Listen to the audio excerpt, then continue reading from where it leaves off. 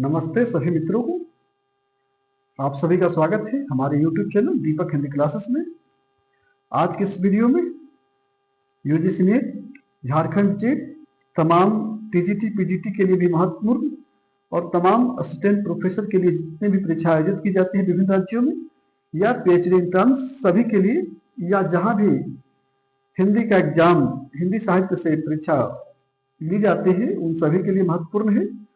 तो आज के इस टॉपिक में हिंदी साहित्य का इतिहास से महत्वपूर्ण प्रश्नों को करेंगे।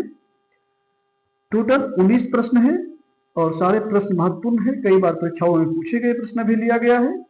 तो आप सभी पूरा वीडियो देखिए और आप सभी अगर नए मित्र जुड़ रहे हैं तो चैनल को सब्सक्राइब कर लीजिए, वीडियो को लाइक कर लीजिए। तो आइए चलते हैं सीधे प्रश्नों पर। कामायनी महाकाव्य किस दार्शनिक पृष्ठभूमि पर आधारित है? अति महत्वपूर्ण प्रश्न। कामायनी महाकाव्य किस दार्शनिक पृष्ठभूमि पर आधारित है? विकल्प है विशिष्टाद्वैतवाद, या प्रत्यभिज्ञा दर्शन, शैव दर्शन, या शुद्धाद्वैतवाद, या अद्वैतवाद। सही विकल्प क्या होगा? आप सभी सबसे पहले विकल्प को लगाया कीजिए, वीडियो को थोड़ा सा रोककर, उसके बाद पुनः हम उत्तर देते हैं। तो विकल्प हो जाएगा विकल्प नंबर ए। विकल्प नंबर बी प्रत्यभिज्ञा दर्शन, शैव दर्शन। ये कामायनी बहुत महत्वपूर्ण रचना है और इससे एक न एक प्रश्न परीक्षा में पूछा ही जाता है। प्रश्न 2, भारतेंदु हरिश्चंद्र ने नाटक विधा की रचना के लिए किस शैली का प्रयोग किया? भारतेंदु हरिश्चंद्र जी ने नाटक विधा की रचना के लिए किस शैली का प्रयोग किए हैं, ये बताना है। विकल्प है पारसी रंगमंच शैली, या लोकनाट्य जैसे ख्याल, रासलीला, या पश्चिमी नाट्य शैली का मिश्रण, या संस्कृत की शास्त्रीय नाट्य शैली, या केवल पश्चिमी नाट्य शैली। सही विकल्प का चुनाव करना है। सही विकल्प आप सही लगा लीजिए। विकल्प नंबर होगा बी, लोकनाट्य और पश्चिमी नाट्य शैली का मिश्रण। नेक्स्ट प्रश्न, केशव दास की कौन सी रचना काव्य शास्त्र अलंकार संबंधी ग्रंथ है? रसिक प्रिया, रामचंद्रिका, विज्ञान गीता, या कवि प्रिया। कौन सी रचना है जो काव्य शास्त्र अलंकार संबंधी ग्रंथ है? सही विकल्प होगा विकल्प नंबर डी, कवि प्रिया। आप सभी लोग पूरा वीडियो देखिएगा, सारे प्रश्न महत्वपूर्ण है भाई। नेक्स्ट है, हिंदी के प्रथम कवि सरहप्पा का समय राहुल संस्कृत्यान ने क्या माना है? इसमें दो प्रश्न बन रहे हैं। एक प्रश्न तो सीधे दिया गया है, दूसरा है कि राहुल संस्कृत्यान ने प्रथम कवि किसे माना है? हिंदी का प्रथम कवि तो वह सरहप्पा को माने हैं, लेकिन उसका यहाँ समय बताना है कि उसका समय क्या है। 16वीं शताब्दी, 12वीं शताब्दी, 10वीं शताब्दी, या 7वीं शताब्दी। सही विकल्प होगा विकल्प नंबर डी, 7वीं शताब्दी। नेक्स्ट प्रश्न, इसके पहले आप सभी हमें जरूर कमेंट कीजिए कि आप लोगों का कितना प्रश्न सही हुआ है। ये निश्चित रूप से आप बताइए हमें कितना प्रश्न आप लोगों ने सही किया है, और आप लोग वीडियो कहां से देख रहे हैं, किस राज्यों से देख रहे हैं, किन जिलों से देख रहे हैं, थोड़ा मुझे कमेंट करके बताइए, जिससे हम जान सके हमारे वीडियो आप कहां तक पहुंच पा रही है। नेक्स्ट प्रश्न है, भक्ति काल को लोक जागरण की संज्ञा किस आलोचक ने दी है? भक्ति काल को लोक जागरण की संज्ञा किस आलोचक ने दी है? आचार्य रामचंद्र शुक्ल, या डॉक्टर नागेंद्र, या हजारी प्रसाद द्विवेदी, या राम कुमार वर्मा। सही विकल्प होगा विकल्प नंबर सी, भक्ति काल को लोक जागरण की संज्ञा किसने दी है? आचार्य हजारी प्रसाद द्विवेदी। नेक्स्ट है, राम भक्ति शाखा में तत्व सुखी शाखा के प्रवर्तक कौन है? राम भक्ति शाखा में तत्व सुखी शाखा के प्रवर्तक कौन है? विकल्प है तुलसीदास, रामानंद, अग्रदास, या जीवाराम। तो तत्व सुखी शाखा के प्रवर्तक कौन है? आप लोग सबसे पहले गेस कीजिए प्रश्न को। सही उत्तर, सही विकल्प हो जाएगा विकल्प नंबर डी, जीवाराम। नेक्स्ट, किस कवि को आधुनिक हिंदी कविता का मेरुदंड कहा जाता है? किस कवि को आधुनिक हिंदी कविता का मेरुदंड कहा जाता है? विकल्प है महादेवी वर्मा, सुमित्रा नंदन, सूर्यकांत त्रिपाठी निराला या जयशंकर प्रसाद। सही विकल्प होगा विकल्प नंबर सी, सूर्यकांत त्रिपाठी निराला जी को मेरुदंड कहा जाता है आधुनिक हिंदी कविता का। नेक्स्ट, डॉक्टर बच्चन सिंह ने हिंदी का प्रथम कवि किसे माना है? विद्यापति को या चंद्रबरदई को या सरहप्पा को या अब्दुल रहमान को? सही विकल्प का चुनाव कीजिए आप सभी लोग। सही विकल्प होगा विकल्प नंबर ए, विद्यापति। नेक्स्ट है, जैन साहित्य से संबंधित भारतेश्वर बाहुबली रास 1184 ईस्वी की रचयिता कौन है? ये भारतेश्वर बाहुबली रास की रचयिता कौन है? विकल्प है शालिभद्र सूरि, विजय सेन सूरि, जीनदत्त सूरि या स्वयंभू। सही विकल्प होगा विकल्प नंबर ए, शालिभद्र सूरि।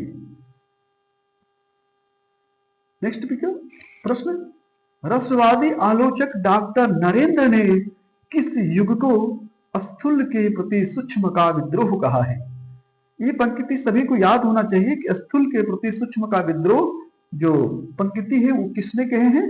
तो डॉक्टर नागेंद्र ने कहे हैं। कई बार परीक्षा में यह प्रश्न पूछा गया है। तो इसमें दो प्रश्न बन रहे हैं, स्थूल के प्रति सूक्ष्म का विद्रोह किसने कहा है? तो डॉक्टर नागेंद्र ने। लेकिन किस वाद को कहा है? प्रगतिवाद को, प्रयोगवाद को, छायावाद को या नई कविता को? सही विकल्प होगा विकल्प नंबर सी, उसने छायावाद को स्थूल के प्रति सूक्ष्म का विद्रोह कहा है। नेक्स्ट प्रश्न, संत काव्य में ज्ञान और वैराग्य की स्थापना हेतु हठ योग का प्रभाव किससे आया है? हठ योग का प्रभाव जो है वह किससे आया है?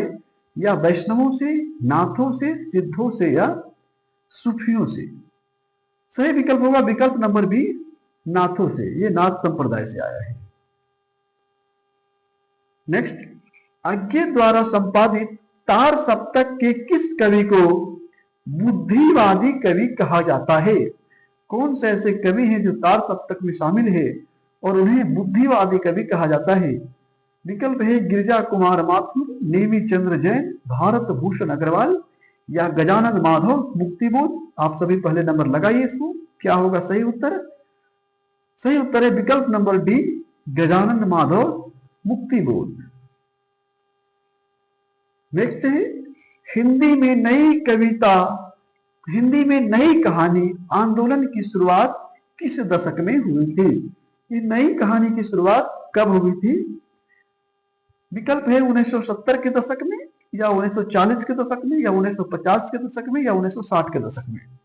सही विकल्प होगा, सही विकल्प है विकल्प नंबर डी, 1950 के दशक में नई कहानी की शुरुआत हुई थी। नेक्स्ट प्रश्न, हिंदी साहित्य की भाषा को संधा भाषा नाम किसने दिया है? हिंदी साहित्य की भाषा को संधा भाषा नाम किसने दिया है? विकल्प है राहुल संस्कृत्यायन, आचार्य रामचंद्र शुक्ल, डॉक्टर हजारी प्रसाद द्विवेदी या मुनिदत्त, या इसको अद्वैत वर्ग भी कहा जाता है, मुनिदत्त सूरि भी होता है। तो सही विकल्प क्या हो जाएगा? संधा भाषा नाम किसने दिया है? विकल्प नंबर डी हो जाएगा, मुनिदत्त ने। तो आप सभी वीडियो को निश्चित रूप से सब्सक्राइब कर लीजिए। बहुत मेहनत से वीडियो बनाना पड़ता है, बहुत मेहनत से सेट करना पड़ता है और इसके लिए हमें कुछ मिलता नहीं है भाई, सिर्फ एक मनोबल होगा अगर आप सभी सब्सक्राइब कर लेते हैं, लाइक कर लेते हैं तो।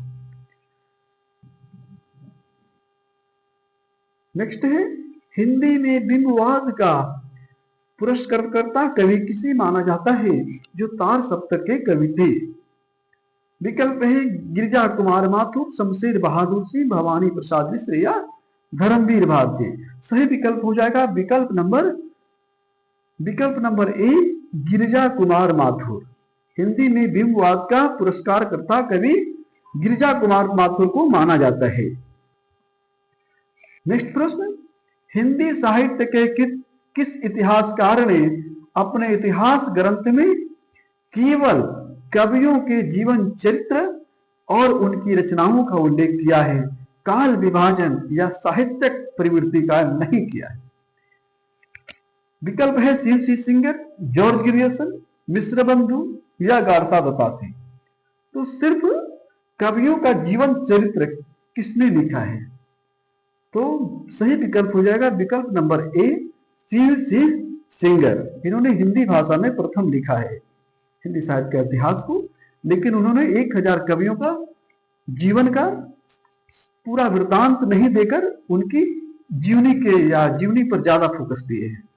तो सही विकल्प होगा सीएमसी सिंगर। नेक्स्ट है, रीति काल के किस कवि की नायिका विरह विद्या विरह से जली हुई जिसका चित्रण बिहारी सतसई में मिलता है? तो बिहारी सतसई किसकी रचना है? सही जानते हैं बिहारी की है। तो विकल्प नंबर 17 का सीधे उत्तर बिहारी। अगर यहाँ बिहारी नहीं दिया रहता तो थोड़ी मुश्किल थी। तो रीति काल के किस कवि की नायिका जो है सो विरह से जली हुई है? तो वो है बिहारी की, विकल्प नंबर बी।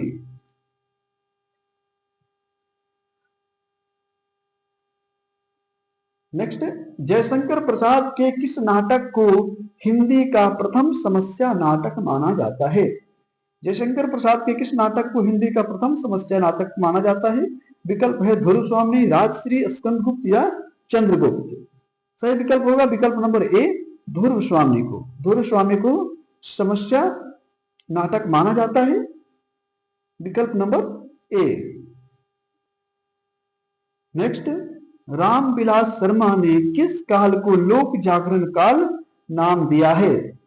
रामविलास शर्मा ने किस काल को लोक जागरण काल नाम दिया है? रीति काल, भक्ति काल, भारतेंदु युग या आदि काल? इस प्रश्न का आप सभी देने का प्रयास कीजिए। लास्ट प्रश्न है, आप सभी अगर अभी तक वीडियो देख रहे हैं, देख लिए हैं, तो वीडियो को लाइक अवश्य कर दिया कीजिए और सब्सक्राइब कर लीजिए सभी मित्र। तो सही विकल्प क्या हो जाएगा? विकल्प नंबर बी, भक्ति काल। विकल्प नंबर बी, भक्ति काल को रामविलास शर्मा ने लोक जागरण का नाम दिया है। बहुत महत्वपूर्ण है, कई बार परीक्षाओं में पूछा गया प्रश्न है, सभी याद रख लेंगे भक्ति काल। तो आप इसमें टोटल 19 प्रश्न थे।